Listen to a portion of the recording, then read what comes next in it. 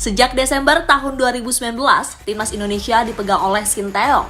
Ya, pelatih asal Korea Selatan itu ditunjuk PSSI untuk membawa Indonesia meraih prestasi, entah itu prestasi regional maupun internasional. Namun sayang, sampai saat ini Indonesia belum pernah meraih gelar sekalipun, sehingga hal itu membuat publik mulai ragu dengan kapasitas Sinteyong. Bagi mereka, Sinteyong tak lebih baik dari pelatih lokal.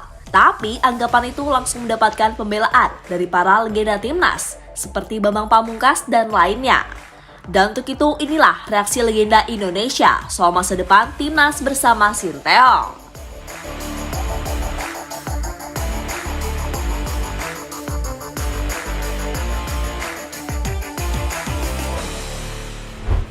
Ya, kurang lebih sudah 4 tahun Sinteyong menangani timnas Indonesia. Selama itu ada beberapa turnamen yang diikuti, seperti Piala AFF, SEA Games hingga kualifikasi Piala Asia. Namun, dari beberapa turnamen yang diikuti tersebut, semuanya gagal membuahkan gelar. Prestasi terbaik hanya runner-up Piala AFF tahun 2021 dan lolos ke putaran final Piala Asia tahun 2023. Tentu sebuah prestasi yang dianggap kurang, sehingga membuat masyarakat Indonesia mulai tidak percaya dengan mantan pelatih Korea Selatan tersebut.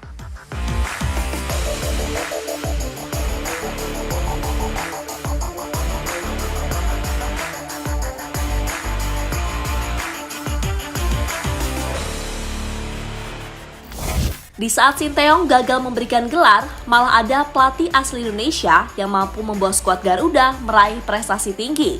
Hal itu dilakukan oleh Indra Syafri saat berhasil memberikan medali emas di ajang SEA Games. Prestasi yang membuat kaum lokal pride bangga dan mereka semakin yakin jika timnas tidak membutuhkan pelatih asing. Karena nyatanya pelatih lokal mampu memberikan prestasi. Sebuah prestasi yang sudah sangat lama tidak dirasakan oleh Indonesia.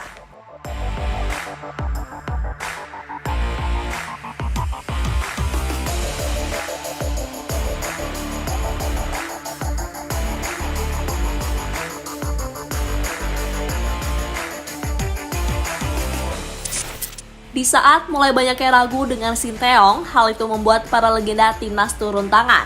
Contohnya yang dilakukan oleh Greg Nakolo, pemain naturalisasi asal Nigeria.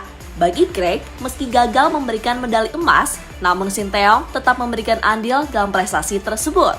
Itu dikatakan Greg dalam acara Lapor Pak di Trans 7.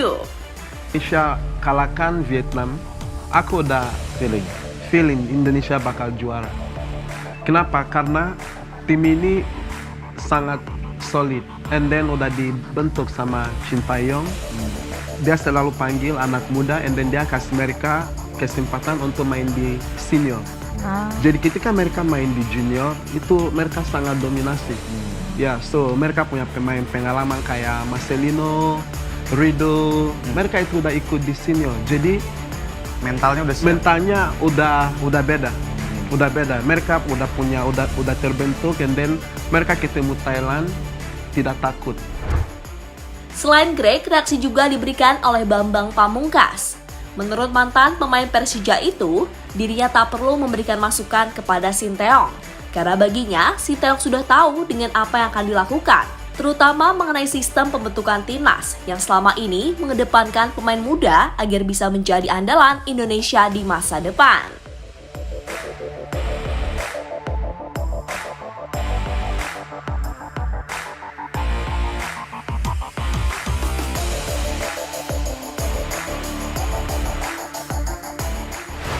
Di sisi lain, Sinteyong akhirnya memberikan alasannya mengapa dirinya belum memberikan gelar untuk timnas.